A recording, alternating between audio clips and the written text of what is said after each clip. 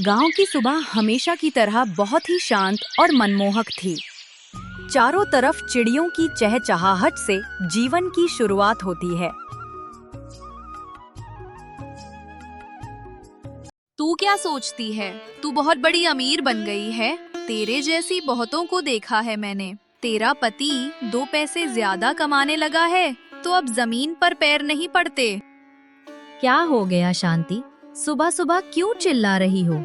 मैंने क्या किया है?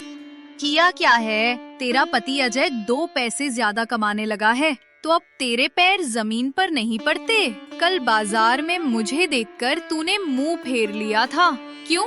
अब बात करना भी तेरी शान के खिलाफ हो गया है क्या? अरे तू ये क्या कह रही है शांति? मैं तुझसे उम्र में बड़ी हूँ। मैंने तुम्हें देखा ही नहीं होगा। जानबूझकर मुंह क्यों फेरूंगी? और हाँ, तुझ में किसी से इज्जत से बात करने की तमीज नहीं है क्या? मुझे क्यों कोस रही हो? हाँ, नहीं है तमीज। तुझे क्या? मैंने तेरा क्या बिगाड़ा है जो तू मुझसे ऐसे बात कर रही है? अब अगर तूने एक शब्द और कहा तो ये झाड़ू तेरे मुंह पर मारूंगी। कह देती हूँ, तभी तुझे समझ में आएगा। घर के अंदर अमित मीना का पति बैठा था, पर दरवाजे से आ रही चीख पुकार सुनकर उसका खून खौल उठा। रोज रोज की बेइज्जती अब असहनीय हो गई थी। वह अब और चुप नहीं रह सकता था। बस बहुत हो गया। शांति, ये क्या तरीका है सुबह सुबह हमारे घर के सामने तमाशा करने का? क्यों मेरी पत्नी को परेशान कर रही हो? ओह, बीवी को एक डांट क्या पड़ी। पति जी बाहर आ गए। इतनी ही मोहब्बत है तो अपनी बीवी को काबू में क्यों नहीं रख पाते? क्यों हर दूसरे दिन मेरे से बहस करती है ये?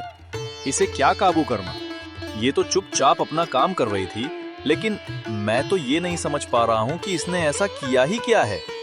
तुम तो रोज सुबह इसे ताने देती हो और मैं अपनी गृहस्थी में शांति के लिए कुछ नहीं बोलता हूँ। रोज चुपचाप सुनता हूँ मैं, लेकिन आज तुमने हद पार कर दी।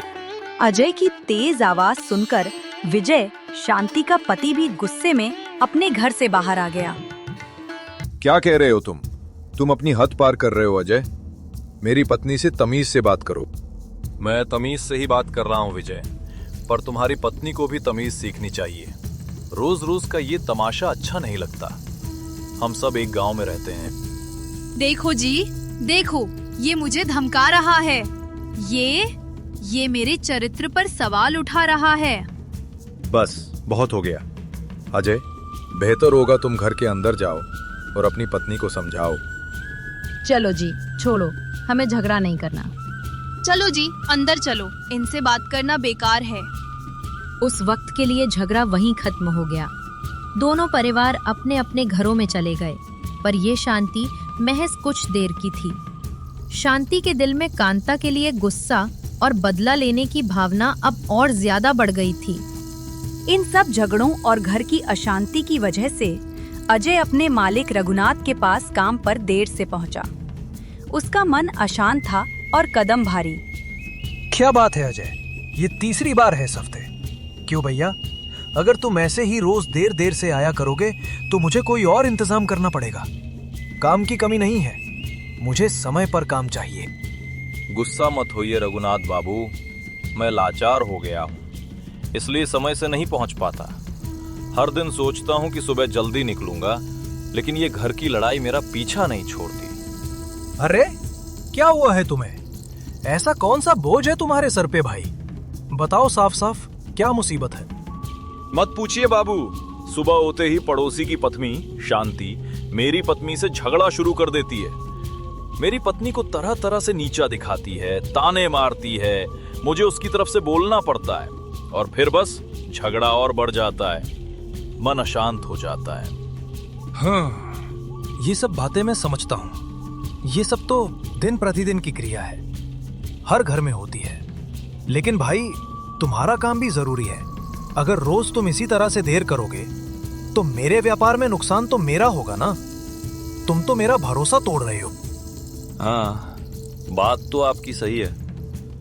एक काम करिए, बस मुझे एक और मौका दे दीजिए बाबू। मैं वादा करता हूँ समय पर काम करूंगा। जब तक ये पारिवारिक अशांति दिमाग से नहीं निकलती, मैं काम पर ध्यान नहीं लगा पा रहा हूँ। ठीक है ठीक है। अब जब तुम इतनी मिन्नत कर ही रहे हो तो मैं तुम्हें एक आखिरी बार मौका देता हूं, आखिरी बार। लेकिन अब मुझे समय पर काम चाहिए, समझे? वरना मैं तुम्हारी जगह किसी और को रख लूंगा। ठीक है बाबू, आपका बहुत धन्यवाद बाबू, धन्यवाद। मैं आपको शिकायत का मौका नहीं दूंगा। लखन हर दिन अजय के घर आता है। कांता लखन को अपने बेटे की तरह प्यार करती है, लेकिन यही बात शांति से सहन नहीं होती। आज जब लखन शांति के घर के सामने से गुजर रहा था। अरे लखन, इधर जरा सुन तो, तुझसे कुछ बात करनी है। लखन भी शांति को ज्यादा पसंद नहीं करता था, पर उसे बुलाने पर वह रुक गया। क्या बात है? मुझे थोड़ा काम है, मैं ज्यादा देर नहीं रुक सकता। अरे भैया, तू तो खुद को राजा समझने लगा है। रोज रोज कांता के घर क्यों जाता है?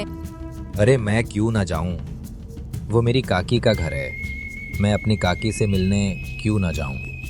ज्यादा ड्रामा मत कर। तेरी काकी सामने तो तुझे अच्छा अच्छा बोलती है, पर पीछे तेरी बुराइयां करती है। ओह, तो तुमने मुझे यहाँ पर झूठी बातें सुनाने के लिए बुलाया है? मैं तुझसे झूठ थोड़ी ना बोल रही हूँ, जो सच है वही बता रही हूँ। अब तू सोच ले तुझे क्या करना है। लखन छोटा है पर अक्लमंद है, उसे अच्छे से पता है कौन कैसा है। मुझे तुम्हारे भले की जरूरत नहीं है, मैं जा रहा हूँ। और हाँ, आगे से मेरे दिमाग से खेलने की कोशिश मत करना। ये कहकर लखन वहाँ से चला गया, लेकिन शांति अंदर ही अंदर बहुत गुस्से में जलने लगी। ठहर, तेरी इस काकी को मैं देख लूंगी। इस कांता का भाग्य ना बिगाड़ दूं तो मेरा नाम भी शांति नहीं। लखन जब कांता के पास पहुंचा तो कांता ने उसे अपने हाथ से बने लड्डू खिलाए।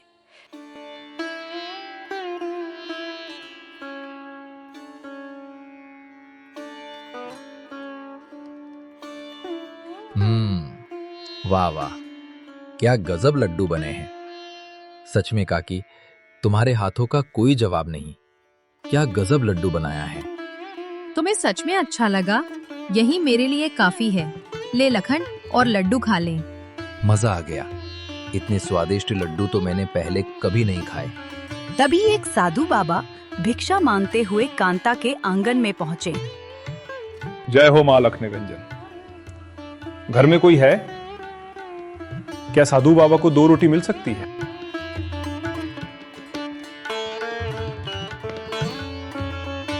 आइए बाबा आइए। अब जब आप आए ही हैं तो आज का दिन हमारे घर में ही गुजारिए। हम आपकी सेवा करेंगे। नहीं मां नहीं, मैं घर में रुक नहीं सकता। मेरा स्थान तो जंगल में है, लेकिन तुम्हारे भाव देखकर मुझे बहुत खुशी हुई। आजकल ऐसे लोग बहुत कम मिलते हैं। जब आप रुक नहीं सकते तो मैं जबरदस्ती नहीं करूंगी, लेकिन आज मैंने कुछ लड्डू बनाए हैं। अगर आप खा लेते तो मुझे बहुत अच्छा लगता। आह, अगर तुम इतना कह रही हो माँ, तो तुम्हारे घर का भोजन मैं जरूर खाऊंगा। घर के अंदर आइए बाबा। वो साधु को साथ लेकर घर के अंदर चले गए। थोड़ी देर बाद वही साधु बाबा भिक्षा मांगने शांति के घर पहुँचे। शांति ने उन्हें देखा और उसका व्यवहार बहुत रूखा था। साधु बाबा उसके व्यवहार से हैरान रह गए। अब मेरे घर क्यों आए हो? क्या कांता के यहाँ खा के पेट नहीं भरा क्या? लगता है बहुत स्वादिष्ट खाना मिला है तुम्हें। अच्छा तो है, अब यहाँ से निकलो। मेरे पास फालतू लोगों के लिए कुछ नहीं है। माँ, मैंने तो तुमसे बस 2 रोटियों की भिक्षा मांगी थी।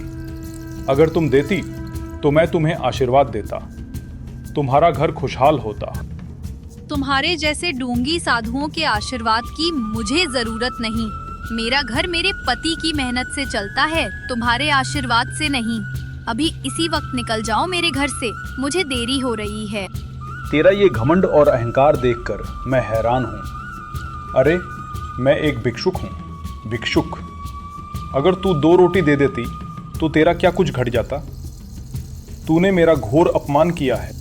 तुम्हारी बड़ी बड़ी बातें सुनने की मुझे आदत नहीं है। मेरे पति की कमाई से हमारा पेट चलता है। तुम्हारे आशीर्वाद या श्राप से मेरा कुछ नहीं होगा। अब जाओ।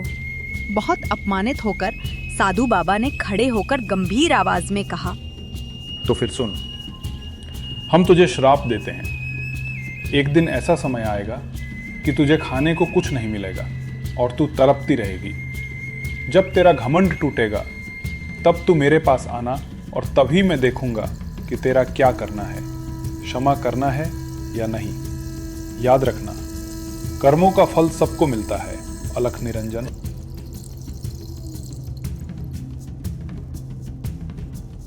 उस दिन विजय काम से लौट रहा था।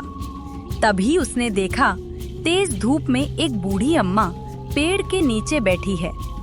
विजय पास जाकर बोला, क्या हुआ अम्मा, आप कहाँ से आई हैं और यहाँ ऐसे क्यों बैठी हैं?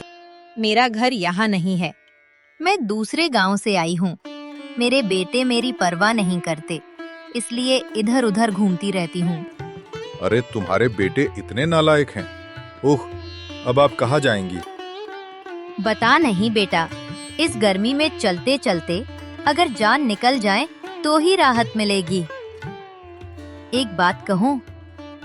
ओह, अब ये बूढ़ी अगर मेरे घर चलने को बोले फिर तो मुसीबत हो जाएगी। अच्छा अम्मा, बताए क्या कहना है? मुझे बहुत प्यास लगी है, क्या तुम थोड़ा पानी ला सकते हो?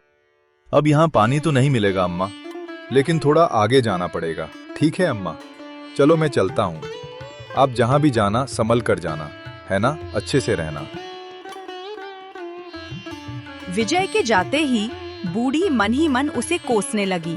दूसरों का दुख देखकर भी कोई मदद नहीं करता। एक दिन इसका फल जरूर मिलेगा। लोगों को नुकसान पहुंचाकर इनका जीवन ठीक चल रहा था, लेकिन शांति एक बड़ी साजिश की तैयारी कर रही थी। रात का समय था। शांति और विजय अपने घर के अंदर बैठे थे और कांता को हटाने की साजिश रच रहे थे। सुनो, ऐसे ही कांता को छोड़ देने से काम नहीं चलेगा। हमें किसी भी हालत में उसे गांव से बाहर करना होगा। अरे सिर्फ उसे ही नहीं, मैं तो अजय को भी सहन नहीं कर सकता। समझ नहीं आता करें तो करें क्या? क्या ऐसा कोई तरीका है जिससे ये दोनों गांव छोड़ दें? मेरे पास एक जबरदस्त योजना है। कल सुबह जब अजय काम पर चला जाएगा तब हम कांता से कहेंगे कि अजय को जंगल में सांप ने काट लिया है। सांप ने काट लिया? और फिर हम उसे जंगल में ले जाकर उसका काम तमाम कर देंगे, है ना? बिल्कुल, कल ही उनका आखिरी दिन होगा, कोई शक नहीं करेगा। ठीक है, जैसा तुम कहो, बस जल्दी से ये मुसीबत खत्म हो। अगले दिन सुबह योजना के अनुसार विजय और शांति कांता के घर पहुँचे।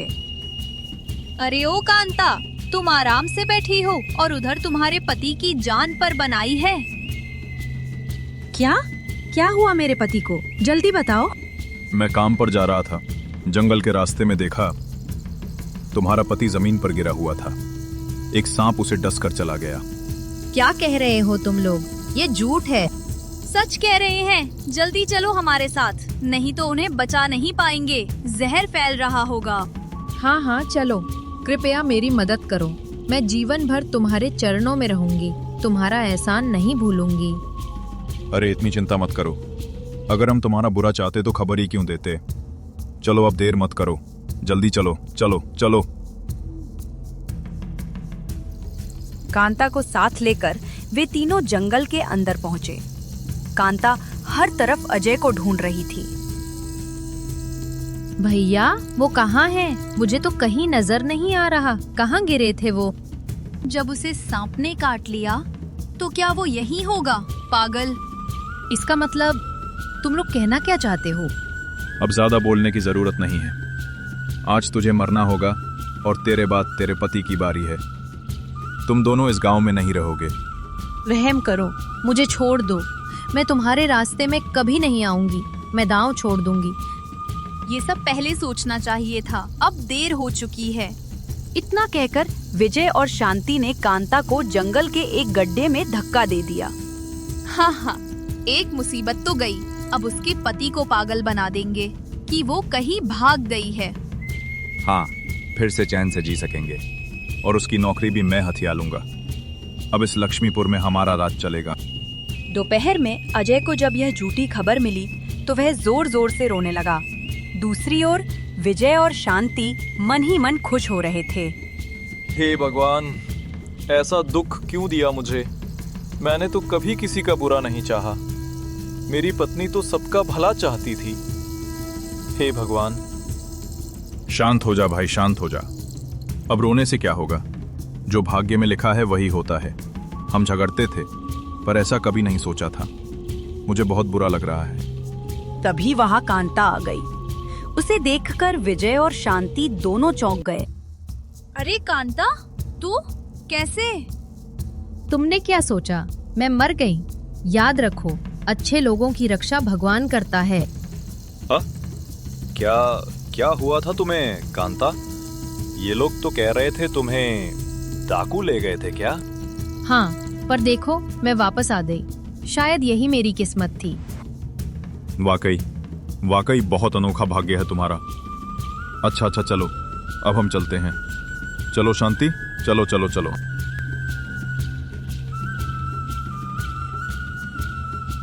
अजीब बात है, इनके चेहरे पर तो खुशी दिख नहीं रही तुम्हें देखकर। दिखेगी कैसे? इन्होंने ही तो मुझे मारने की कोशिश की, तुम्हें पागल बनाने की साजिश की। क्या? फिर तुम बची कैसे? सब सच सच बताओ। इन्होंने मुझे जंगल ले जाकर झूठ बोलकर उस गड्ढे में फेंक दिया। मैं उस अंधेरे में तड़प रही थी और चिल्ला रही थी, बचाओ, कोई है क्या? तभी एक साधु बाबा वहां प्रकट हुए, वही जो एक दिन हमारे घर आए थे और जिनकी मैंने सेवा की थी। डर मत बेटी, कोई तेरा कुछ नहीं बिगाड़ सकता। मैंने उनसे विनती की, मुझे बचा लीजिए बाबा। मैं कहाँ हूँ ये मेरे पति को कभी पता नहीं चल पाएगा और वो मेरे वियोग में पागल हो जाएंगे। मैंने तेरी सेवा भूली नहीं, मैं तुझे बचाने ही आया हूँ। तेरा दिल बहुत बड़ा है बेटी, किसी भी दुश्मन से तुझे कोई हानि नहीं होगी। अलख निरंजन। फिर बाबा ने मुझे बाहर निकाला। मैंने उनका बहुत बहुत धन्यवाद किया। उन्होंने मुझे आशीर्वाद दिया कि अब कोई मुझे छू भी नहीं सकता। मैंने उनसे हमारे घर चलने को कहा। नहीं बेटा नहीं, मैं किसी के घर पे नहीं रुकता, लेकिन जिसने तुझे नुकसान पहुंचाने की कोशिश की है उसे सजा जरूर मिलेगी। मैंने साधु बाबा से कहा, छोड़ दीजिए बाबा, शायद उन्हें अपनी गलती का एहसास हो जाए। उस दिन मैं तेरे घर से निकलकर उनके घर पे भी गया था बेटा। उन्होंने मुझे बहुत बुरी तरह से अपमानित किया, तो अब बस जो जैसा कर्म करेगा वैसा फल मिलेगा। अब क्या करना होगा बाबा? मैं जो कहूँ तू वही कर, सब ठीक हो जाएगा। अलख निरंजन। इसी बीच शांति और विजय डर और घृणा में भरे हुए थे। वे समझ नहीं पा रहे थे कि कांता बचकर कैसे वापस आ गई। मैंने तुमसे कहा था उसे पूरी तरह से गड्ढे से नीचे फेंक दो। तुमने मेरी बात नहीं मानी। अगर आज उसे फेंक दिया होता तो उसका काम तमाम हो जाता। अरे, इतने बड़े गड्ढे में गिरने के बाद आखिरकार वो बच कैसे गई? मुझे तो यकीन ही नहीं हो रहा।